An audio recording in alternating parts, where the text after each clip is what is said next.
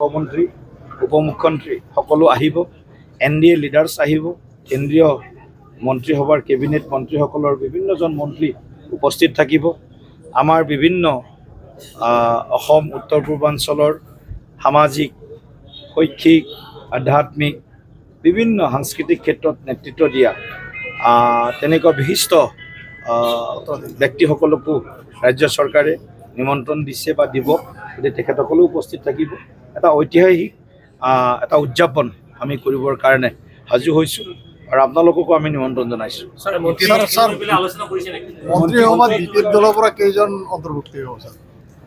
এই বিষয়টো এতিয়া আলোচনা হোৱা নাই।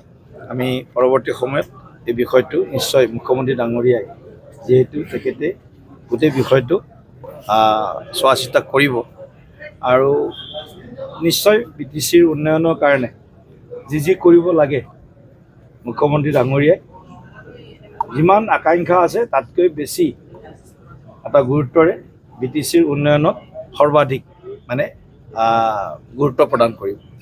Thank you sir. আমাৰ জনাদেশ, সেই জনাদেশৰ পিছত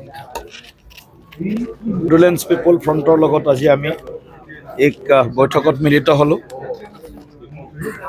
BTC গ্ৰাম্য মহিলাই ডাঙৰীয়া সহিতে আমাৰ 14গৰাকী NDAৰ নিৰ্বাচিত বিধায়ক বিধায়িকাসকলেও আজি উপস্থিত আছিলে।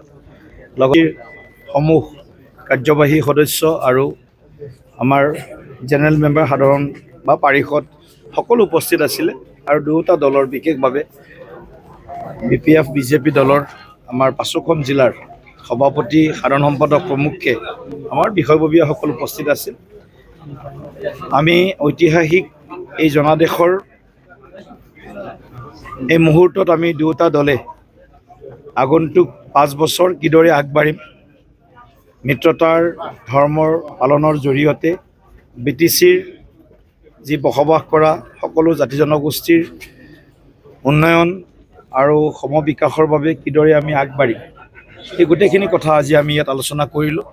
মাননীয় মুখ্যমন্ত্ৰী ডাঙৰীয়াই আমাক সকলোকে আহ্বান জনাইছিল যে আটাইকেইটা আমাৰ NDAৰ ঘটক দলৰ লগত এইদৰে আমি নিৰ্বাচনৰ পিছতে আলোচনাত মিলিত হ'ব লাগে, বহিব লাগে।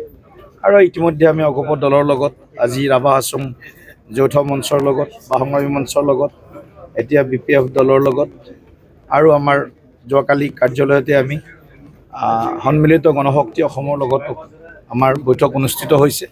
ইতিমধ্যে আমাৰ প্ৰায়বিলাক দলৰ লগত বৈঠক হৈ গ'ল। গতিকে আমি সকলোৱে একেলগে ৰাজ্যখনৰ সৰ্বাংগীন বিকাশৰ বাবে আৰু আমাৰ যি বিকশিত অসম, সুৰক্ষিত অসমৰ যি সংকল্প আছিল, সেই সংকল্প সন্মুখত ৰাখি আমাৰ যি মেনিফেষ্টো আছিলে, আমাৰ যি সংকল্প পত্ৰ আছিলে নিৰ্বাচনী, সেই সংকল্প পত্ৰত উল্লেখিত প্ৰতিটো বিন্দু বিষয় যাতে আমি প্ৰাথমিকতাৰ আধাৰত পৰ্যায়ক্ৰমে আমি সমাধানৰ দিশত আগবঢ়াই লৈ যাব পাৰোঁ বা প্ৰতিশ্ৰুতিসমূহ আমি পূৰণ কৰিব পাৰোঁ। তাৰ কাৰণে নতুন চৰকাৰে 12 মে'ত শপত গ্ৰহণ কৰিব। সেই শপত গ্ৰহণ অনুষ্ঠানো এটা ঐতিহাসিক এটা অনুষ্ঠান হ'ব। গতিকে তাতো আমাৰ অসমৰ চৌদিশৰ পৰা BTCৰ পৰাও যথেষ্ট সংখ্যক আমাৰ দুয়োটা দলৰ কাৰ্যকৰ্তা বা তিনিওটা বা 5টা দলৰ কাৰ্যকৰ্তা, সমৰ্থক, শুভাকাংক্ষী আহিব, নিৰ্বাচিত প্ৰতিনিধিসকল আহিব, বুথ কমিটিৰ সভাপতিসকলৰ পৰা আৰম্ভ কৰি সৰ্বস্তৰৰ কাৰ্যকৰ্তা আহিব, সমৰ্থক শুভাকাংক্ষীও স্বতঃস্ফূৰ্তভাৱে আহিব। সেই ঐতিহাসিকখনটো কিদৰে আমি উদযাপন কৰিম, সেই গোটেই বিষয়বিলাকো আজি আমাৰ বৈঠকত আলোচনা কৰিছোঁ।